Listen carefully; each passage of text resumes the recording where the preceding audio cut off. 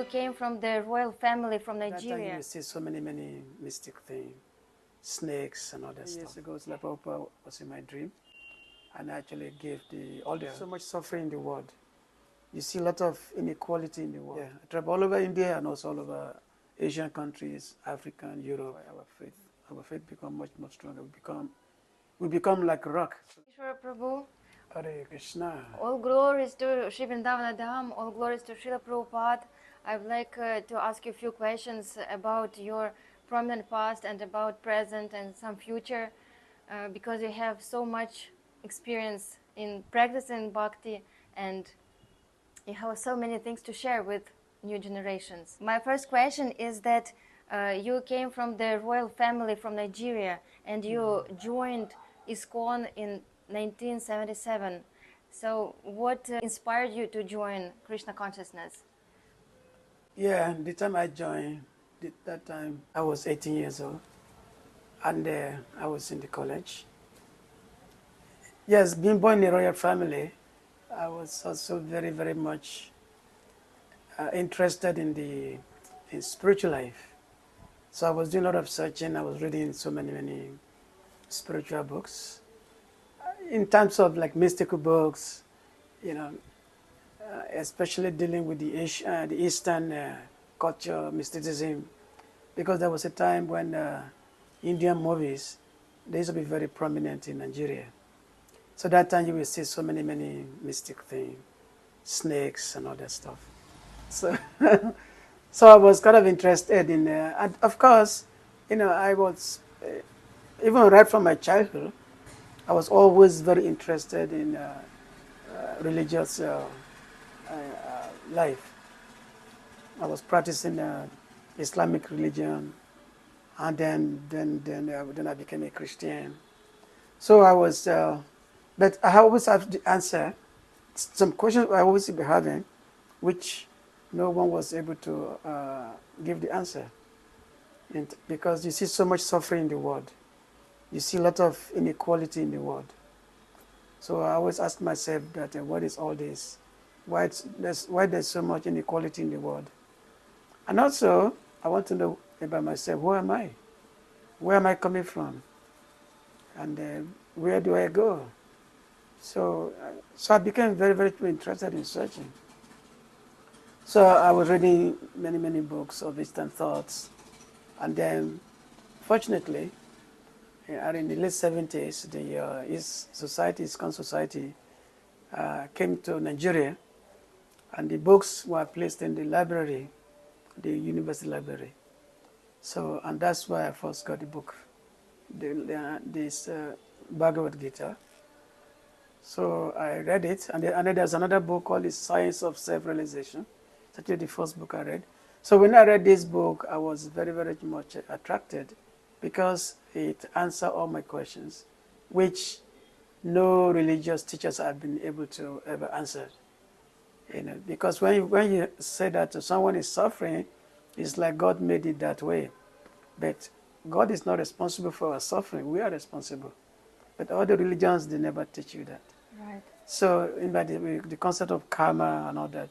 So I was very much interested. So all my questions were answered, which means whatever I'd been asking, and then there's much more understanding that also came.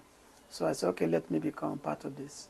So when the ISKCON movement came to Nigeria, so I became one of the first devotees, one of the first person that joined when the movement came to Nigeria. So that's how it began. So that were Srila Prabhupada's disciples who went to Nigeria? Yeah, his name was Brahmananda. Oh, Brahmananda. Yeah, actually, Brahmananda happened to be one of the first Prabhupada disciples. Right. So Prabhupada himself sent him to Nigeria, to West Africa. And you met him personally? Brahmananda Prabhu? Yes. Yeah, he was the one that made me a devotee. He preached to me. His Shakti was so powerful that he shared this. So he preached to me, and then so he actually began the movement in Nigeria. And the other persons also came to join him, but it was mainly Brahmananda Prabhu. That time he was a Swami. He was called him Brahmananda Prabhu later. Then he later retired. He retired in Vrindavan here. And when you moved to Vrindavan? Oh, I came to Vrindavan in 1995. That's when I first came here. And since then, you are staying here. I made Vrindavan my base, but I do travel, all over the world preaching. Yes, I heard that you preach a lot. You travel a lot. Yeah, I travel all over India and also all over Asian countries, Africa, Europe, Europe also. So I do travel quite a bit. How your cultural background and upbringing had an influence for you to join ISKCON and Krishna consciousness movement? Did it have any impact? Yes, those have a big impact because my culture, which is the African, we call it Yoruba culture. In Nigeria, we have so many cultures in Nigeria. My particular culture is called Yoruba, whereby we have a traditional understanding. And that traditional understanding is very much in line with the Vedic thought in terms of the reincarnation. Oh, really? Yeah, reincarnation is very, very much there in my culture. And also the concept of many gods, demigods. The demigods and then the Supreme Lord. So that is also there. It's there in our tradition, understanding. There's so many, we call them demigods, and then, of course, gods, and then there is the Supreme Lord, who is like the supreme over all the other gods, just like Vedas say, the Devas and then the Bhagavan, the Lord. So that piqued my interest greatly, because that, of course, the Vedic scripture like Bhagavad Gita, Bhagavatam, it goes much more deeper in terms of the traditional understanding. But because traditionally we believe in reincarnation, that when somebody dies, he comes back. When somebody dies, comes back. That soul is eternal. Yeah, the soul is eternal.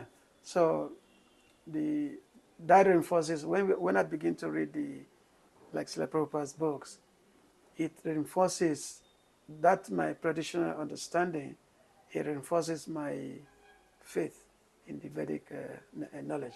Or that, oh yes, this is true. So it was much easier to accept, right? Yeah, because very, you had very this background. very much easier to accept. So it wasn't like a strange thing. Even the concept of the traditional worship, like the worship of the demigods, it's all there in my tradition.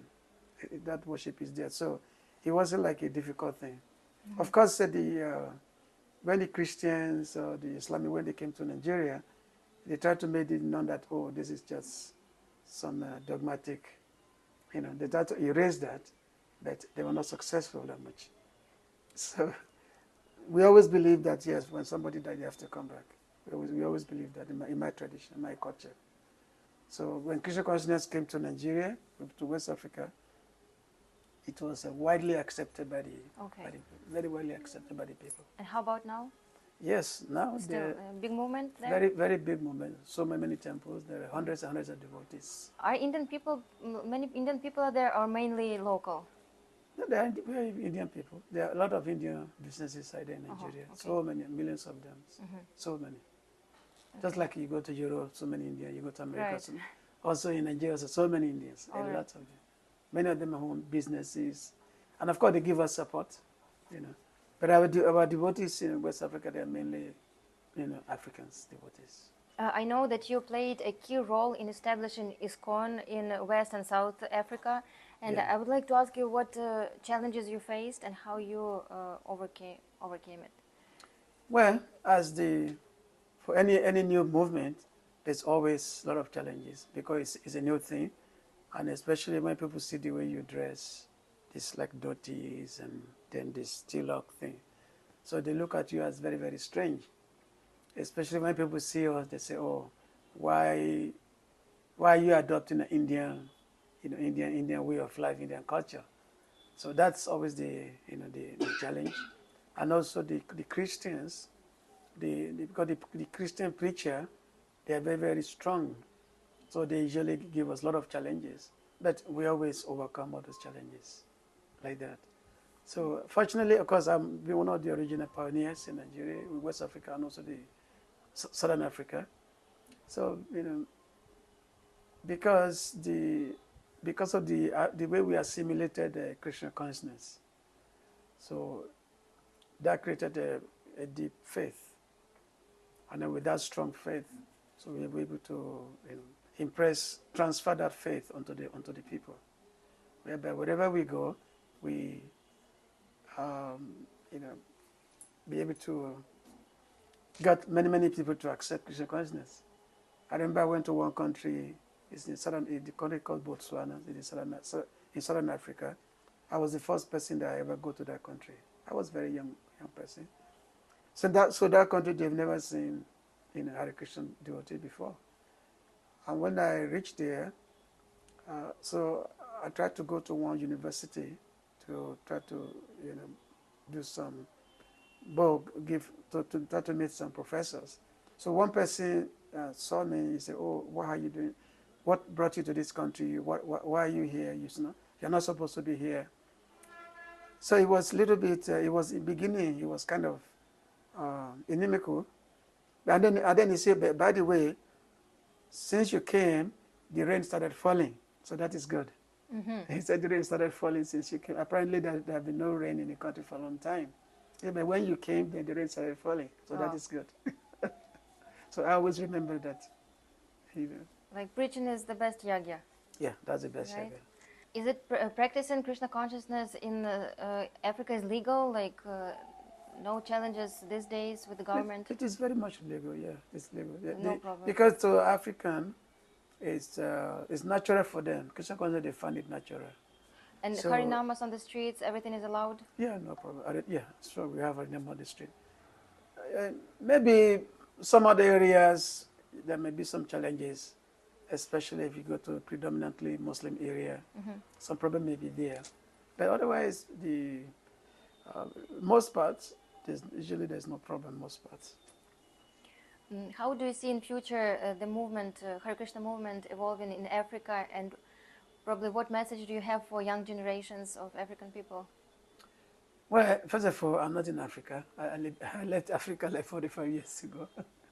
But just like right now, we have so many youth, lots of youth who have embraced Krishna consciousness. And of course, those youth are mainly the children of the devotees who have been around, who are joined in the days. They're like children of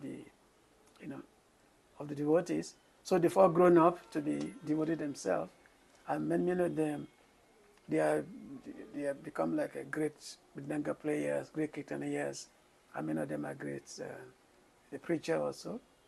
So basically, they are carrying on Krishna consciousness in Africa. So the future is, it's actually very bright.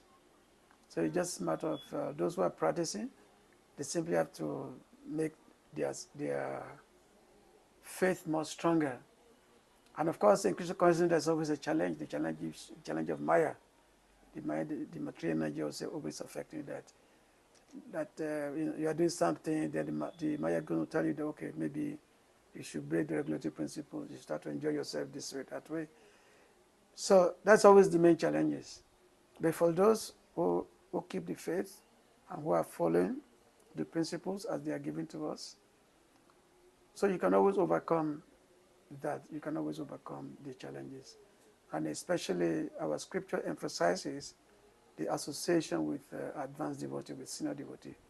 So by the strong association, one can always overcome, all kinds of bad things that may happen.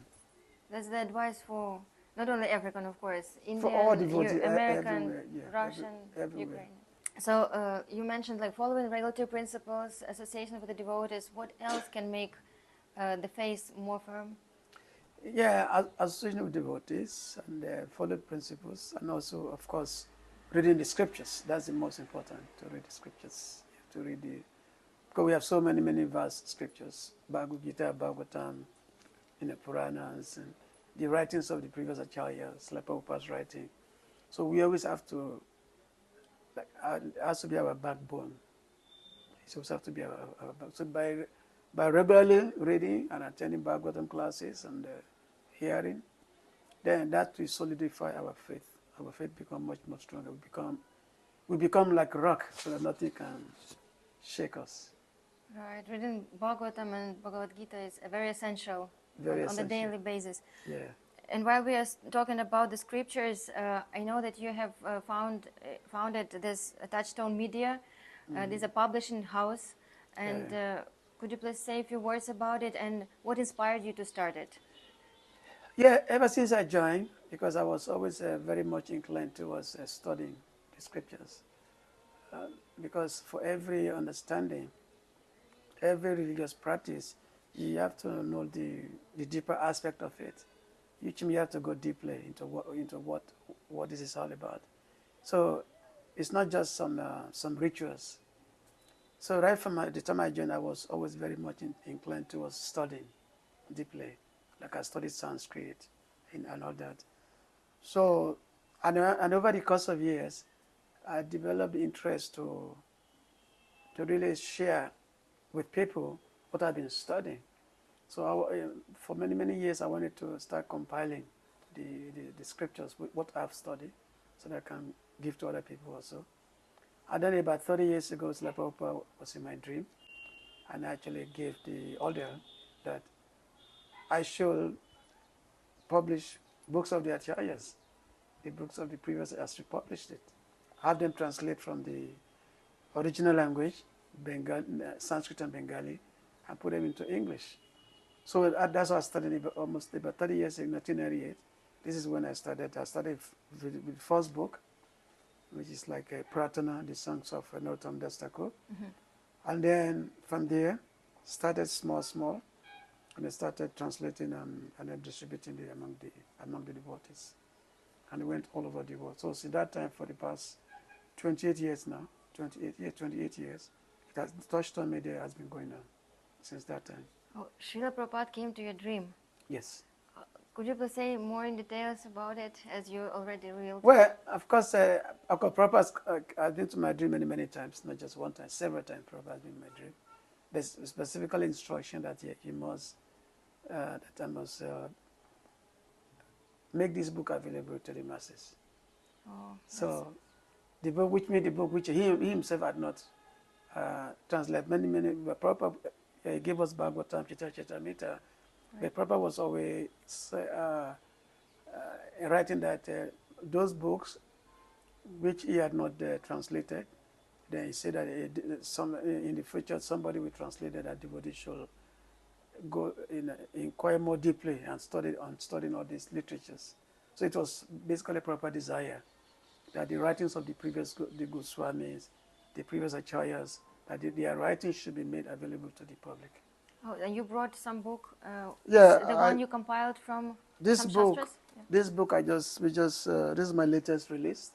This is called Srila Ramcharitmanas. This is a story of Lord Ramachandra, the life of Lord Ram.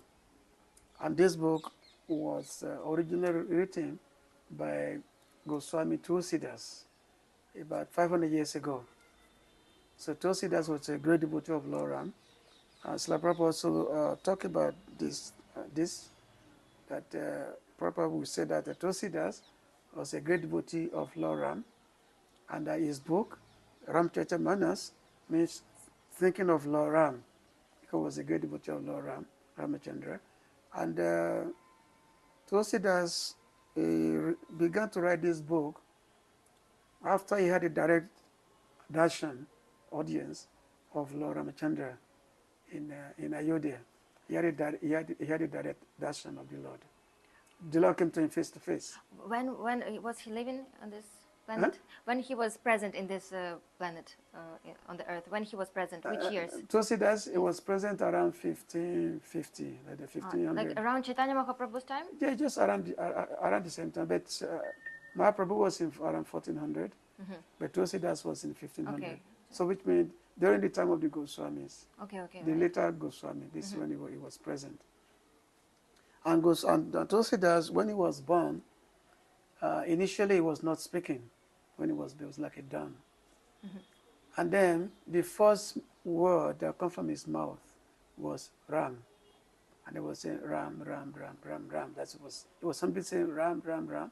So his parents, they name him, they call him Rambola. Rambola means somebody who is saying Ram. So that was his original name, Rambola.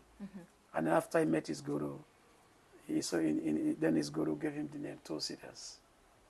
And according to the legend, Tulsidas himself was actually an incarnation of Hanuman. No, not Hanuman, Valmiki Muni. Valmiki Muni was the original writer of Ramayana. Right. There's Ramayana, which is Valmiki Muni was the original writer. And then Valmiki Muni, he made a promise to Hanuma that he's going to come back in Kali Yuga. And because original Ramayana of Valmiki was written in a Sanskrit language.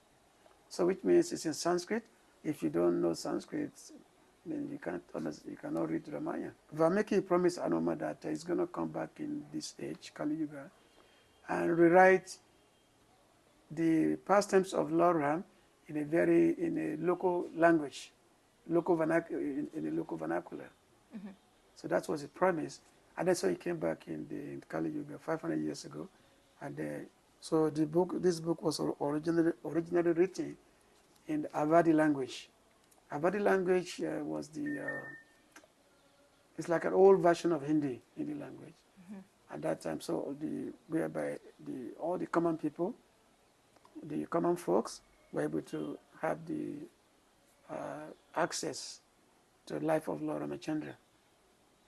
This book, according to Srila Prabhupada, is the most important literature in the Hindi language. It's the most important book in Hindi language. There's no house, you will go North India, that you will not find Ramcharitmanas in the Hindi. And also, in the during the Diwali time, there's always the enactment of Ram Leela. In Delhi, it's very, very common, Ram Leela. Yeah. So this book is the basis. They use Ramcharitmanas as the basis for the Ram Leela. So this book is actually very, very dear to average Indian. Very, very dear. So for the past 2 years, I've been working on this book, and then we decided to put it out to the devotees. How people can get it online? Yeah, we have the book available now. We just started distribution. It's available on our website, touchstonemedia.com. It's there, and also some temples also get it. ISKCON Vrindavan, the people can get it, and of course we started shipping to foreign countries also, like Europe, mm-hmm.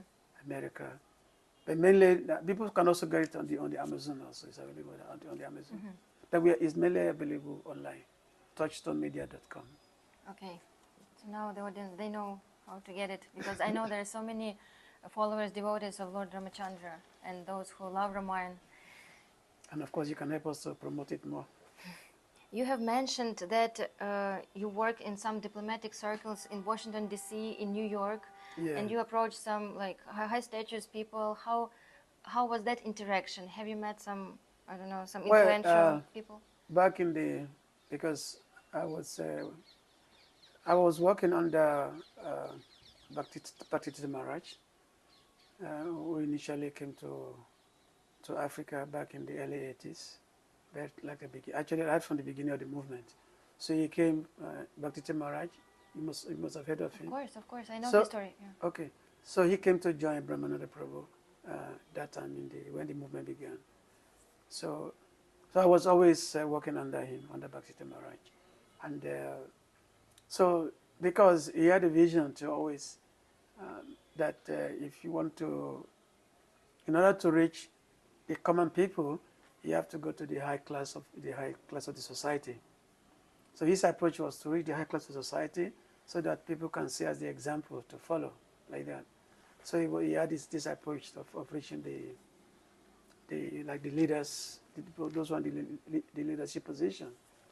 So, and because of my inclination, because myself having a royal background and all that, so I was in this way, he directed me to be like wherever countries I'm preaching, I will always interact with the ambassadors or the minister in the country, and then sharing the Christian consciousness with them.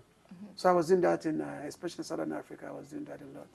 Many of the ambassadors became very good friends of the movement by hearing from us, so they're able to get our books and all that. And also, when I shifted to America, that trend continued in America, whereby I will under the direction of Maharaj, I will go to various embassies in Washington, D.C., in diplomatic circles, and interact with the ambassadors sharing this knowledge, that this knowledge is, if you want to be a leader, then you have to have this understanding of what is a real leadership in the world. Right. We did the same with the United Nations in New York City. As a matter of fact, so many high-ranking diplomats, they all became interested in Christian consciousness. Many high-ranking diplomats, they became interested. Do you still keep in touch with some of them? Well, I left America about 30 years ago. Oh, that was far. Yeah. So I still have the interest.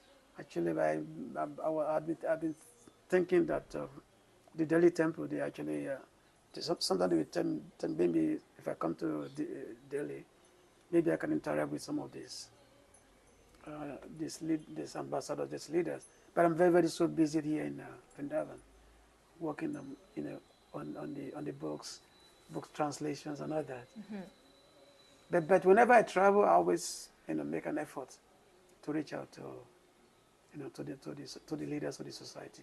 You spoke about the leadership and importance of the right leadership, like the right mindset leadership. So, yeah. How do you think that ancient Indian wisdom, Vedic wisdom, how it can be relevant for today's global leadership?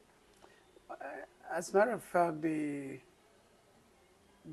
ancient Indian wisdom knowledge, which are contained within the Upanishads, Manusmritis, Puranas, even Bhagavad Gita, it contains the ocean of knowledge that if the world can embrace this knowledge, people's life will be sublime. People's life will be, there'll be peace in the world.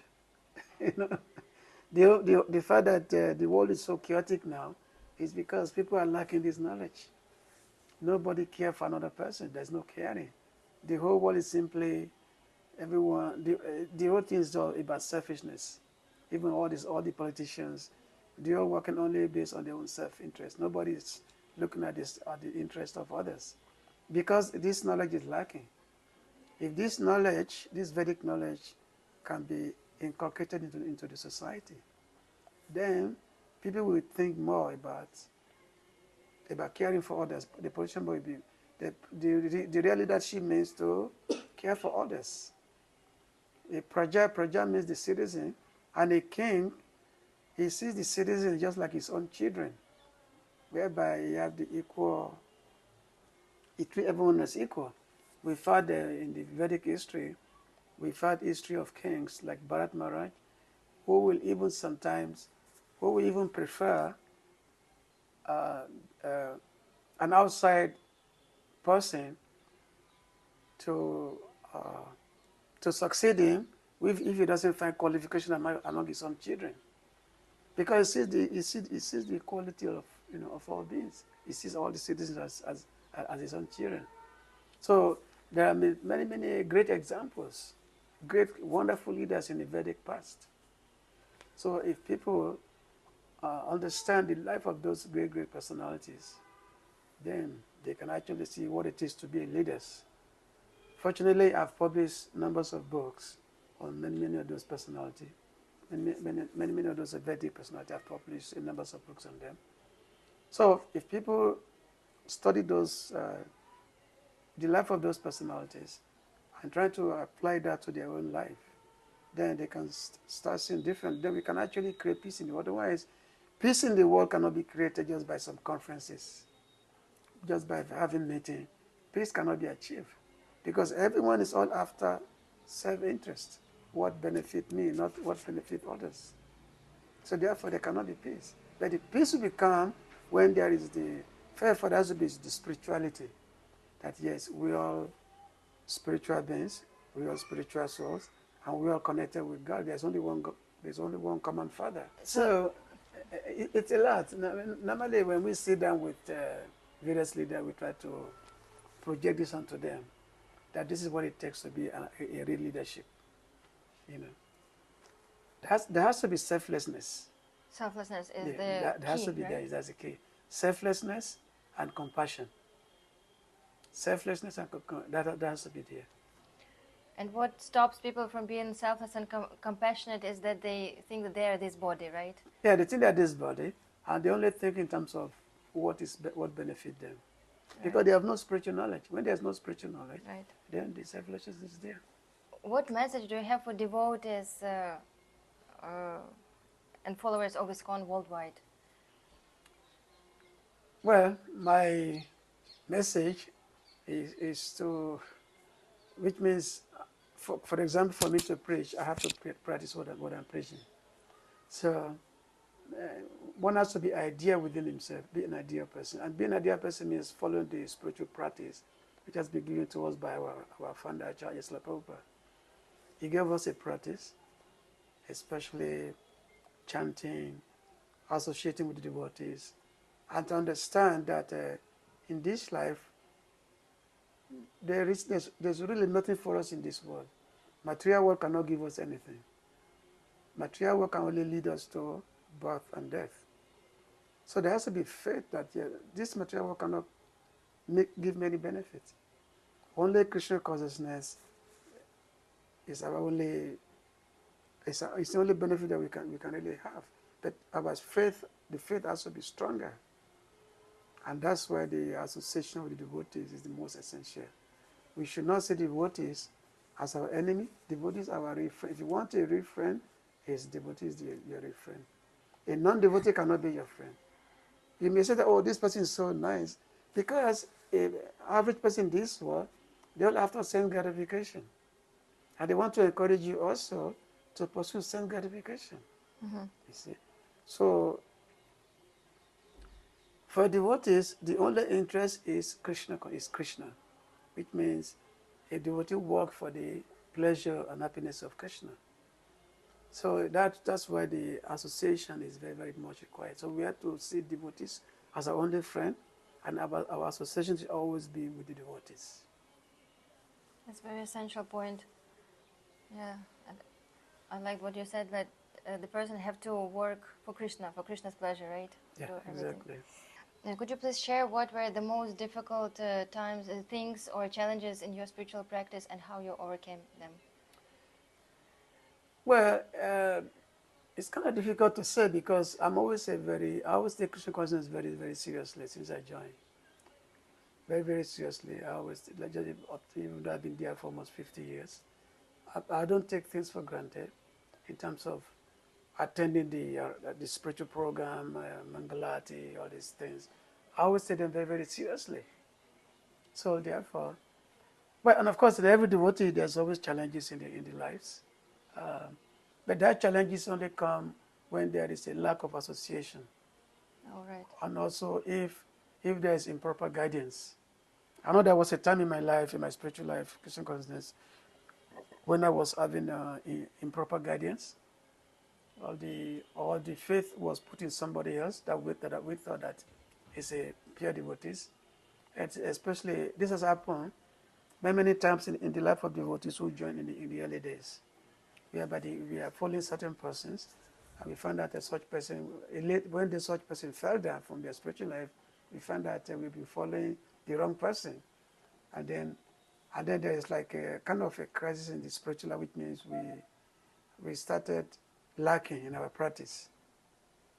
So fortunately for me, after a period of some few years, when this crisis happened, and then I met a great person. It was like a sent by Krishna. So that great person by the name of Govinda Swami. So that person, when he came to America, and then he said, oh, when I met him, he started talking about Krishna, and then he basically revived my faith in the process. You met Govinda Swami, right? Yeah, You're speaking about him. Yeah. So, and he was the one that actually, he solidified my faith in Krishna consciousness. Such a great luck to meet him. Right? Yeah, so I was, and then he invited me to India, and that's how I ended up in India. Because he invited me here to come to India. Oh, what interaction you had with him, or did you serve him, or? Yeah, I went to associate with him in Ishwara for about 6 months before he passed away. So I was associating with him, hearing from him every day like that. This rendered some service there, and then he passed away in 1996.